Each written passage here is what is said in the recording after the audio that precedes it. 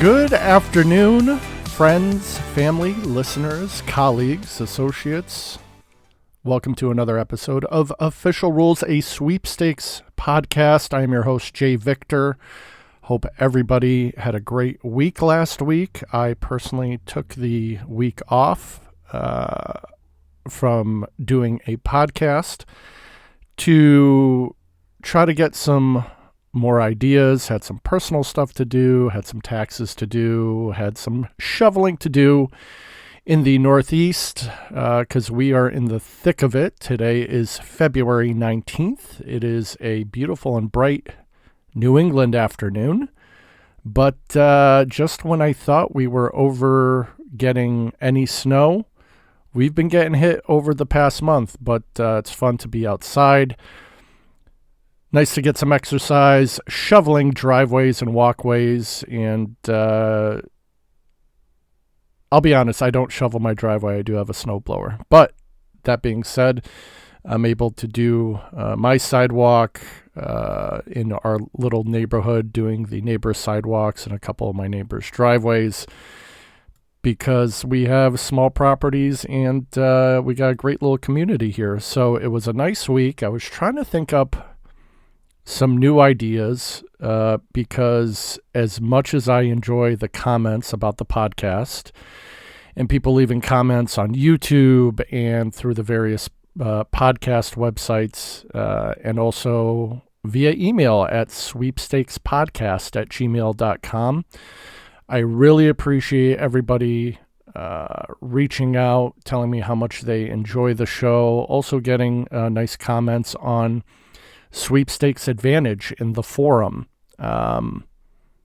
It's nice to know that there's at least some people out there listening, and as long as it continues, as long as I have one person listening to me, I'm going to keep making these episodes. But I want to switch it up a little bit. We're not going to have the typical episode this week. I would like to make this one titled Back to Basics, and just a little roadmap for those folks who are maybe just getting into contests and sweepstakes.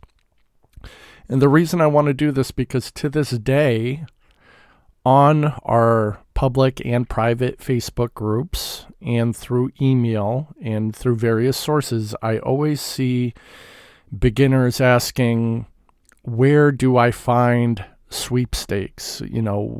How do I start? And one of my first episodes was the sweepstakes basics, but just so we don't get stale and do a top five, every week and go over the same stuff over and over, I want to do a little refresher. And also, one thing I did not include in one of those first episodes were the links. So I'm going to include links in the description of this podcast, which, depending on how you listen, whether it's Spotify or Apple or YouTube, which has seen a big uptick in viewers and subscribers. So thanks to all of those who listen through YouTube, especially my buddy Bill Jensen. Billy Boy, thank you for your comments every time, and a nice little pat on the back every time I finish an episode. It's great having you around. And also shout out to all the folks who participated in a sweepstakes party over the weekend, which we'll talk more about. We started to watch the Daytona 500, which was flagged down after 11 laps. It was by far the longest Daytona 500 I've ever been a part of. But Busch Beer had a great sweep going on. Thanks to our host, Rochelle, for hosting on Zoom and also providing links to other sweeps that were going on while we were waiting for the rain to stop. But it was a great race. Congrats to William Byron for getting it back-to-back years in the Daytona 500. Hasn't happened since Denny Hamlin accomplished it a little while back. But that being said, we'll go over, sweepstakes parties and where to find everything in this episode. I'll also include links, and one of the biggest links that I'm going to include that's going to be first is going to be a link to all the sweepstakes websites. No, correction, not all. A good amount of sweepstakes website that our very own contest queen has on her website, which if you are brand new to sweepstakes, I highly recommend that you check out Carolyn's website, because if you're starting in the sweepstakes game or just looking for a hobby, this is going to be your go-to place as far as, whether you're in the US or Canada, because she provides links to both, Carolyn being from Canada herself, did not leave us folks in the States empty-handed when it comes to information. So if you are brand new, I'll be linking her website, specifically her link to the U.S. sweepstakes aggregates, as she calls it. And it's just a great place to start. Now, that being said, I myself use a couple of sweepstakes sites. I don't go through all of them because, to be quite frank, when you're getting into this hobby, you're going to have to figure out if you want to do everything absolutely for free, which means zero out-of-pocket cost for you, which means not subscribing to sweepstakes sites, not paying for stamps to get into sweepstakes without a purchase, and then speaking of the purchases, not buying a certain product. That is the only way you can do this hobby absolutely free of charge. If you want to take the next step, maybe you'll buy a book of stamps or two and participate in mail-in entries, which a lot of people don't do just based on the cost. However, the less people that do a certain type of sweep, the better the chance you have. And then you get into the product promotion sweepstakes. For instance, Lunchables currently has their gaming sweepstakes, where you could certainly send in a stamp and write out an envelope and write out a card and mail it to them for an entry, or for roughly double the price of a stamp, you can go and buy one of their products and have you or someone in your family enjoy that product and be able to take a picture of the receipt. Now, this is the way that I recently won the grand prize in said sweepstakes for Lunchables. My son and I, I'll be honest, eat them on a regular basis. The first week that contest was open, I went to Walmart. I purchased 10 Lunchables on a separate receipt, so I had a nice clean receipt that only showed Lunchables on it. I sent in that receipt, and lo and behold, a week later, I get an email stating that I'm a grand prize winner of a $4,000 computer gaming setup, which is by far, if you go through the old episodes, my number one win from doing sweepstakes. So the first thing you want to figure out before we even start talking about websites is how deep you want to delve into this hobby. Is it going to be only free? Are you only going to do one-time entry contests, or are you willing to put in the time and effort between a half hour to 2 hours a day, depending on how deep you want to get into this? Are you going to be doing the daily contest, which you will, as the name states, enter every single day? Are you going to go after every single sweepstakes you see? Or are you going to limit yourself to a certain amount of cash, a certain entry period? Do you want to enter a sweepstakes that's daily, that goes over the course of a year, only to have one grand prize winner and one prize that's equivalent to $500 or $600, which is another thing we'll get into. How big of a prize are you willing to accept, knowing that in many cases you'll have to pay taxes on said prize. So that's what this episode's going to be going over. So we'll get this figured out, and hopefully at the end of this episode, if you are new to sweeping, you will have figured out what sites you want to use, how often you want to enter, how much time you want to commit to this hobby. And obviously, if there are any questions, you could always leave questions in the comments or reach out to me directly if you need any help. sweepstakespodcast@gmail.com. So we'll start off with Carolyn's list of sweepstakes aggregates, which is a very good list, but obviously it does not contain every single sweepstakes site out there because there are a ton of them. But the link that will be within this podcast will start off with Best Sweepstakes Newsletter, Contest Bee, Contest Corner, Contest Girl, Contest Listing, Contest Scoop, I Love Giveaways, Infinite Sweeps, which is one that I use once in a while, I Win Contests, which is, from what I hear, a very popular site.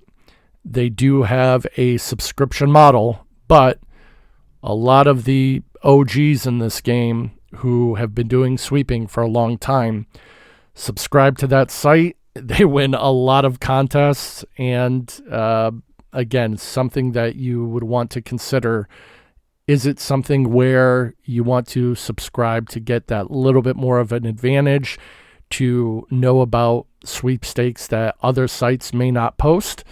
In many cases, if you're going to be using a free-to-use site, you're going to notice a lot of duplicate sweepstakes because chances are, and I'm not too sure how it works because I don't run my own sweepstakes website, but I have to assume a lot of these sweepstakes sites may be copying or borrowing or seeing sweepstakes on another sweepstakes site and putting it on their site.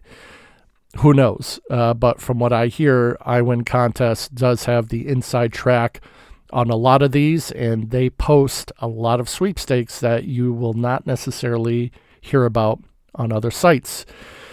Live About Contests, Only Contests, a sweepstakes Reddit page, Sweeping America, Sweep Sheet, Sweepstakes, Sweepstakes Advantage, which is another one that does have a certain pay model, although they do have free access to some sweepstakes. What I personally love about Sweepstakes Advantage is that they have a great forum for talking about your wins. They have a Hall of Fame portion, which is for any prize over $3,000. They share keywords and code words and have news and updates and chat, and they have a forum and topics to kind of get you back motivated if you haven't been winning anything. So very comparable in my eyes to a sweepstakes site that is no longer around. I believe it was called OLS, Online Sweepstakes, which had a massive forum. But the forum on Sweepstakes Advantage has a layout similar to a lot of internet-based forums, where it makes it really easy to see what people are doing, get tips and tricks, see what people are winning. It's always nice to put out a congratulations or get a pat on the back when you win something, and posting to Sweepstakes Advantage. So I think they've done a phenomenal job on their site. Sweepstakes Bible, Sweepstakes Fanatics, Sweepstakes Lovers, Sweepstakes Mag, Sweepstakes Rush, Sweepstakes Today, Sweeties Sweeps, which is another popular one, and Win Prizes Online. One that I notice is not on here, but that I use all the time is ultracontest.com. So they have a quasi pay model as well to, if you want to see code words, you have to subscribe and be a member. However, in general, you can use the majority of their site for free. I love the layout of it. For me, it's just right. It goes in order. You can go from the first page to the 30th page. When a sweepstakes is expired, it's removed. And I just think they have a great layout. So Ultra Contest is another great site to use. So, as I mentioned before, as far as getting into this hobby, you're going to have to figure out how much time and effort that you want to commit. If you are super, super busy and you say, I don't have time at all in my life, for whatever reason, to do these sweepstakes daily, that's not a problem. There's a lot of options out there for you. You can do, as I call, the one and done or single entry sweepstakes. Everybody has the same chance. You enter it once, set it and forget it, and then you see what happens. Now, I was under the suspicion that these single entry sweepstakes are much harder to win, but I've gotten a lot of emails and a lot of comments on my podcast saying, well, I have a lot more success in the single entry sweepstakes than I do in the dailies, which I believe these folks when they say it, because I've known a lot of these people for a long time. The proof is in the pudding. The proof is in the wins that they post. And usually when someone posts one of their wins, they'll give you a little descriptor of where they won it from, what kind of sweepstakes they were involved in. And in the end, a lot of it has to do with luck. A lot of it is having to do with the energy you put into it. And if you ask our friend Carolyn, the contest queen, a lot of it has to do with a positive mindset and willing these wins to happen and putting that energy out into the universe. So whether you believe in that, whether you believe in the statistics, whether you're somewhere in the middle, if you at least start off with single entry sweepstakes, that'll be dipping your toe into the sweepstakes game.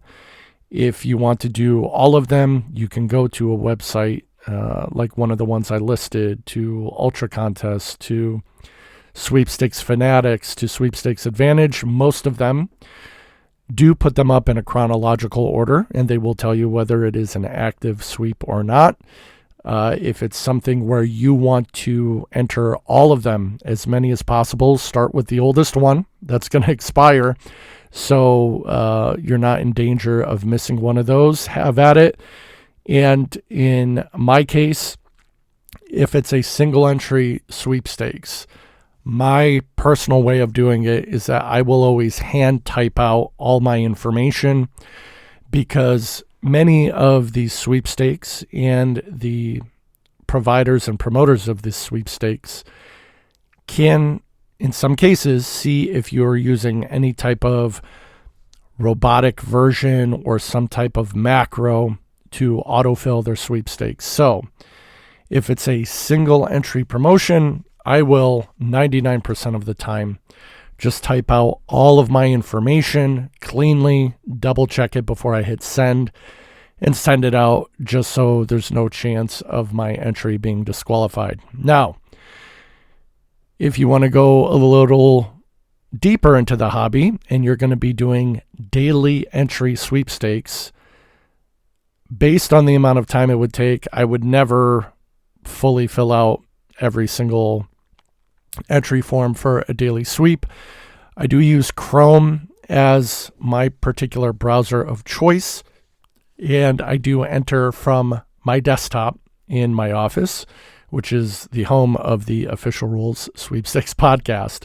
So as I'm completing my dailies, I will use the autofill feature of Chrome only. However, as you'll also notice on Carolyn's site, there are things such as RoboForm and all different types of filler applications and extensions that you could download for your browser. Now, can sweepstakes sites tell if you have this? Maybe yes, maybe no. Choice is up to you. However, I will say that I have won daily sweepstakes using autofill in Chrome. So do with that information as you may. Now, You may be doing one-time entries. If you get a little more serious, you'll do the dailies, as we mentioned. They do have some in between where, okay, you want to do more than one-time entry, but you don't want to do it every day. That's fine. There are monthly sweepstakes out there. There are weekly sweepstakes out there. And they even have some that are quarterly or have a slightly odd sweepstakes entry period. You really want to figure that out, or at least do a test run for 2 weeks to a month to see exactly how much time and effort that you want to put into this hobby. But let's say you are doing the dailies. Great, you're going to commit. Now, what exactly are you going to be committing to? Are you going to be doing every single sweep that gets posted on your sweepstakes aggregate of choice? Are you only shooting for cash? Are you only shooting for trips and vacations in cash and computers and cars? You're going to have to figure out what your threshold is and how often do you want to do these sweepstakes.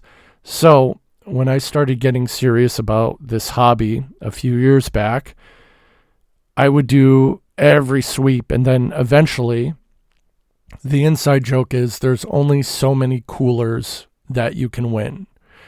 The joke being that beverage companies, beer companies, give away a lot of soft and hard case coolers, and you will eventually have a basement or a garage full of coolers if you are in this hobby for any length of time. So, as you'll hear in one of my previous episodes, my New Year's resolution was to formulate only doing the sweepstakes that I'm really going to care about and that I really have time for. Now, it's myself, my wife, and my kid. Am I going to enter these very nice vacation sweepstakes that are only for 2 people? Probably not, for 2 reasons. A, where we go, the kid goes with us. We're really tight, and he doesn't like being left without his mom, let's say. So we're only going to do vacation sweepstakes that are for 3 people or more. Vacation sweepstakes, as I recently found out from a win I had to give up, which more on that later. Vacation sweepstakes that include everything you need, which is the trip itself, possibly airfare, maybe a little bit of spending money, and then the overall cost or value, which we'll talk about as well. To me, it also did not make sense to participate in, for instance, a sweepstakes from Heineken. Heineken has rules that state, when you read into the official rules, which I always suggest you do, stating that if you win a prize from one of their sweepstakes or one of their sister brands, because it's not just Heineken, they also own Tecate, Dos Equis, a group of different beers and spirits. When you win one of their sweepstakes, you will be ineligible for a period of 6 months to win another one of their sweepstakes. So let's say you're shooting for one of their sweepstakes was for a television and a nice gift card. I think it was like $1,000. It was a kind of a living room setup, and you're entering every day and you're putting in the work and you're putting in the effort. But at the same time, you are entering a sweep of theirs for a Dos Equis neon sign. And you win the neon sign. Good for you. Congratulations. And it just so happens, unbeknownst to you, that they also draw your name for the TV and the $1,000 gift card. Well, you will never hear about that win, because the sponsor will check your name against a list of winners. They will see that you won a neon sign, which maybe you put in your garage, maybe you gave it away, and you are going to be banned, nicely banned, because they do give away good prizes with Heineken, but you will be very nicely banned for a period of 6 months, which means you won that neon sign, but you can forget about applying to any sweepstakes of theirs. And the worst thing is, if you didn't read the official rules, let's say you won that neon sign, you are wasting your time without knowing, entering through Heineken or any of their other brands for any other sweepstakes that you think you may like to win. So word to the wise, make good choices on the sweeps that you're entering. Typically, if I see something through Heineken or one of their other brands, I set a threshold for myself, which is usually between $500 and $1,000. And I also take a look at another very important topic, the entry period. So Heineken every year has a Win Heineken for a Year sweepstakes, which on the face of it, it's great. You, let's say, save it to a spreadsheet, or you do like I do. You take the web address and you pull it into your bookmark tab on Chrome. And what I do is it'll usually have some words next to it, like Heineken sweepstakes written out in the bookmark. I always edit that bookmark and I delete the title so there's no letters or no words. So I have a full bookmark bar just of icons, and they are sorted by date. Now, that's a manual thing that I do, and I always take a look at the entry period to see when a sweep is ending. And I try to keep them as organized as possible, so when a sweep does come to an end, I know to delete it. Because there will be cases where a sweepstakes ends and you'll keep entering because they have not removed it from the site and they have not made it clear exactly when the sweepstakes ends. There was one that I was entering for 2 months, not knowing that it had ended 2 months ago. So, again, another thing to keep in mind. So, you put that Heineken sweepstakes in. It started in January. You keep entering, and it's taken forever. Well, lo and behold, this sweepstakes goes from approximately January 8th or January 10th through December 31st. There is only one prize and one grand prize winner. And that prize is for, let's say, $600. Well, $600 in the sweepstakes hobby is a taxable event. So not only are your odds extremely thin of winning that sweep, you have to enter it for almost an entire year. Chances are you're not going to win. And let's say, lo and behold, you do win, you're going to have to pay taxes on that $600 prize instead of a lot of prizes that are under that $600 threshold that are not considered a taxable event. Now, as always, as I mentioned before in a previous sweepstakes, always consult a licensed tax advisor because technically anything you win as a sweepstakes that has a retail value should be reported as income. But just my preference, these are the types of sweepstakes that I've given up on. So, in my own little world, if I'm going to be entering a sweep, especially for a long period of time, which long I would consider anything over 3 months, I have to take a look at the odds. I have to see how many prizes are out there. And if it's one prize, is it going to be worth my time and effort to enter that specific sweepstakes if there's only one prize? I always like to see, based on the value of the prize, does it average out to between $100 and $200 a month to even start the conversation of entering it in? I will say I have cut out a lot of sweepstakes this year from January that I just said, I'm going to let someone else have a chance because for whatever reason, it's not worth it to me. Now, if you get really excited about winning your first sweepstakes, you might jump in full bore and say, I'm going to do every single one because I want to win. And even if I can't use it, I can give it away or sell it. whatever floats your boat, if that makes you happy and that's what you want to do.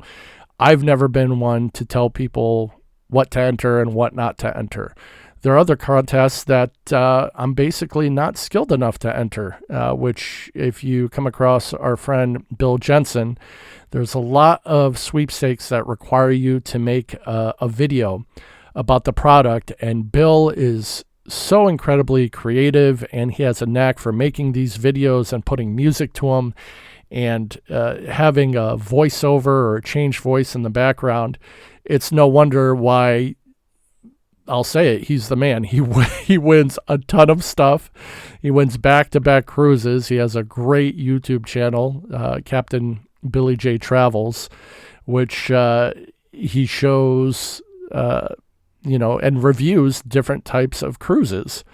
So if it has to do with making a really creative, real good-looking video, if it has to do with a jingle or making a song, those are ones that I don't step into because I don't have that creativeness in me to do it.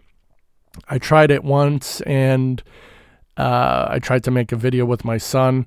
I submitted the video, but when I looked at the video in hindsight, it was not great. And it's for that reason that I don't really enter those sweeps at this point. But like I said, just because I'm not entering in these sweepstakes, I'm not saying anything to discourage you folks out there listening to this podcast about which ones to enter or not enter. The best part of this hobby, it's like a nicely tailored suit. It's made to measure. You can fit it to whatever time you have or you don't have. So you give all these considerations to, okay, I'm going to shoot for the stars, or I'm only going to do these type of sweepstakes. And guess what? For the most part, besides subscribing to a sweepstakes site or buying a product to get a chance or even buying stamps to do a mail-in, it is a really cheap hobby that has its benefits. And as I mentioned, I cut back because I wanted some of my time back during the day to not have to give an hour or a half hour. I'm down to basically 25, 30 minutes a day starting off the new year in 2025. And guess what? I've won more stuff this year and bigger prizes than I ever had before. So it really is staying positive, putting the work in, doing the dailies if you have time, and also doing it because it's something you want to win. Now, there's going to be other cases where shame on yours truly for not reading the official rules clearly. I won the biggest prize of my life about 2 weeks ago, which was only 2 weeks after I had won my Lunchables gaming PC prize, which was also the biggest prize I ever won. I was doing a daily entry for Bud Light Easy Picks sweepstake, which I eventually won, long story short, tickets to the Super Bowl 59, between the Kansas City Chiefs and the Philadelphia Eagles. And when I opened the email, and once you've been in this hobby, you'll be able to tell right away what a legitimate and non-legitimate email looked like. But they had told me that I had won the tickets. I got so excited that I texted my cousin right away and told him, hey, guess what? We got lucky and we're going to the Super Bowl, because I promised him if I ever won tickets that we were going. Well, shame on me. The sweep, which had a value of $12,000 retail, included Super Bowl tickets and tickets to a Post Malone concert, as well as 4 nights in a hotel, which you would figure, hey, that's unbelievable. That's awesome. Well, dig into it a little deeper. That sweep did not include airfare, which winning last-minute tickets less than a week before the Super Bowl means that you have to buy airfare or find a way to get down there, in my case from New England to New Orleans, within a short period of time. Well, I will tell you that plane tickets on such short notice, even through Southwest, per person, round trip, with a stop, this is not even a nonstop flight, was booking between $1,300 and $1,500 per person. And, hotel for 4 nights is great, but my cousin runs his own business. So to tell him, hey, to make the most out of this, we got to be down there for 4 days, or you could join me whenever. It was very difficult to schedule. It was very short notice. I could have taken a Greyhound bus for $130. It would have taken 3 days to get down there.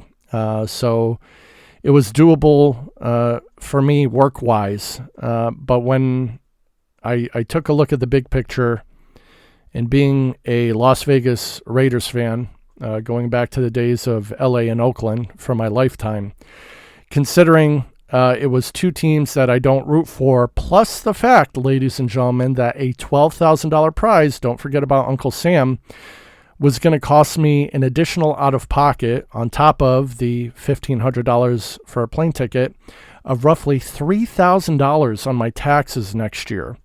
So, lesson learned, the biggest win of your life is sometimes one that you have to let go and decline because it doesn't make financial sense. So, if I see a sweep next year for the Super Bowl, before I save it to my bookmark tab, I will very much make sure that I read the official rules, as my podcast is titled, to see whether or not it includes A, airfare and a way to get to the event, but B, even before I enter into it, I will have to ask myself, if you do win it, is this really something that you're going to take the time out of? Is it a team that you cheer for? Is it something that you're even remotely interested in watching in person? And at the end of the day, paying taxes for, which the answer was no to most of those questions. I sincerely hope, as they stated, because I did throw up a Hail Mary, pun intended, to ask if they had a cash equivalent prize or a substitute prize, which there's no harm in ever asking.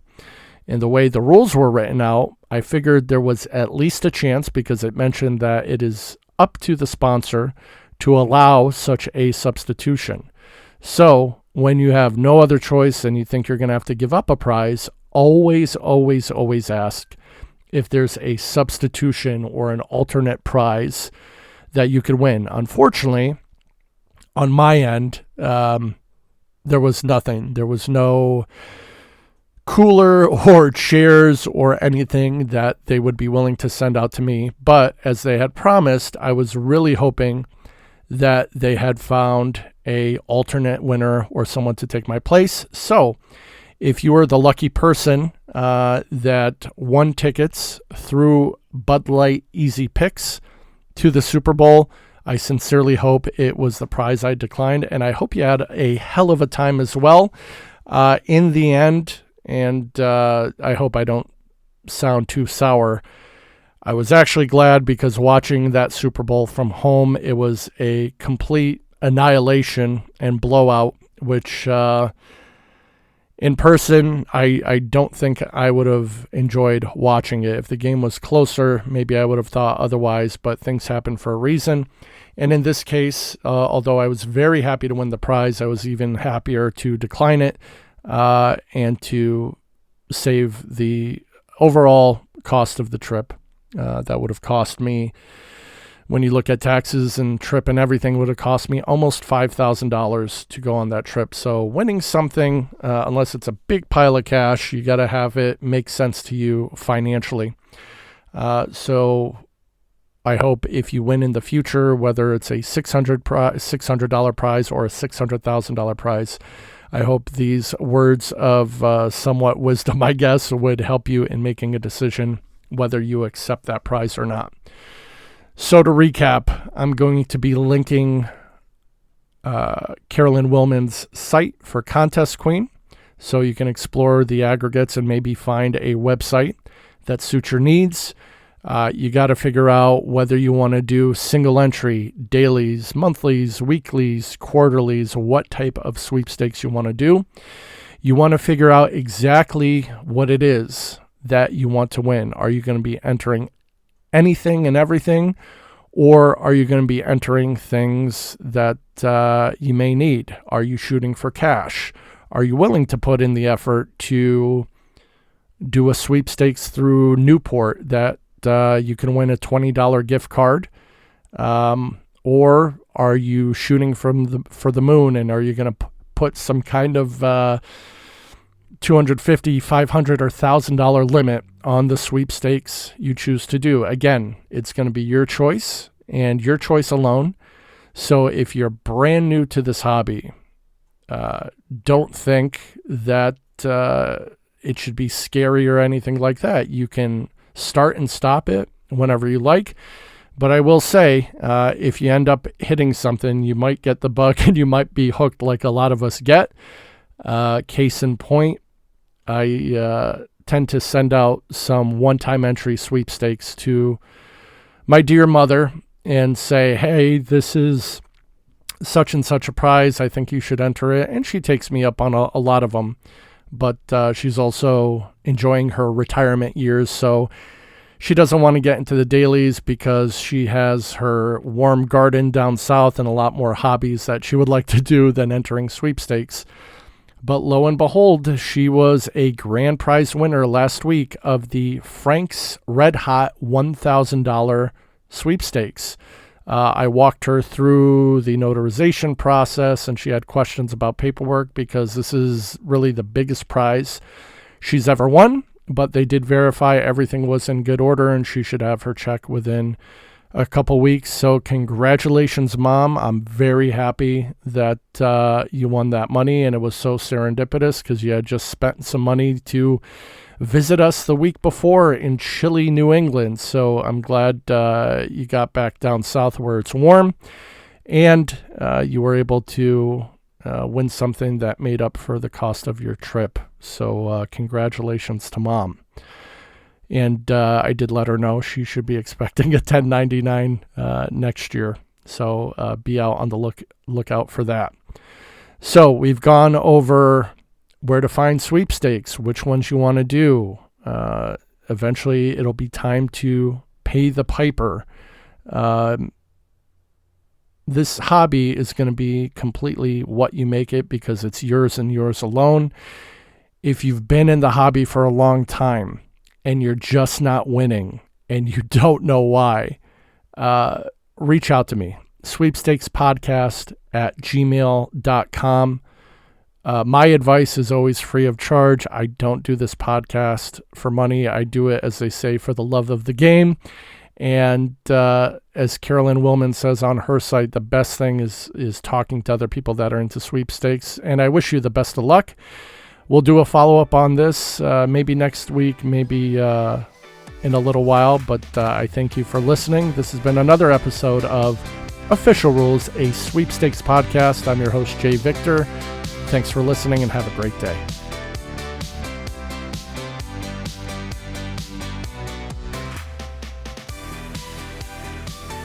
This has been a father and son production.